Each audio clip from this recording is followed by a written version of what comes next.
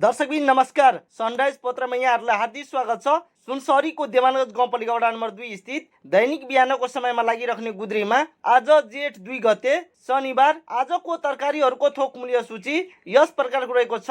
हेर्नुहोस् भिडियोमा। घिरौला 30 रुपियाँदेखि 35 रुपियाँ केजीसम्म, बोडी 25 रुपियाँदेखि 30 रुपियाँ केजीसम्म, कटहर 30 रुपियाँदेखि 35 रुपियाँ केजीसम्म, करेला 45 रुपियाँदेखि 50 रुपियाँ केजीसम्म, लोकल काँक्रा 10 रुपियाँदेखि 15 रुपियाँ केजीसम्म, हाइब्रिड काँक्रा 8 रुपियाँदेखि 10 रुपियाँ केजीसम्म, परवल 45 रुपियाँदेखि 50 रुपियाँ केजीसम्म, लट्टे साग 20 रुपियाँदेखि 25 रुपियाँ केजीसम्म, केरा 60 रुपियाँदेखि 70 रुपियाँ दर्जन, भिन्डी 40 रुपियाँदेखि 45 रुपियाँ केजीसम्म, गाजर 20 रुपियाँदेखि 25 रुपियाँ केजीसम्म, लौका 25 रुपियाँदेखि 30 रुपियाँ प्रत्येक पिस, खोर्सानी 80 रुपियाँदेखि 90 रुपियाँ केजीसम्म, टमाटर 50 रुपियाँदेखि 55 रुपियाँ केजीसम्म, लसुन 150 रुपियाँ केजी, अदुवा 150 रुपियाँ केजी, सेतो आलु 11 रुपियाँ केजी, प्याज 30 रुपियाँ केजी, धनियाँ 80 रुपियाँदेखि 90 रुपियाँ केजीसम्म खरिद बिक्री भएको छ।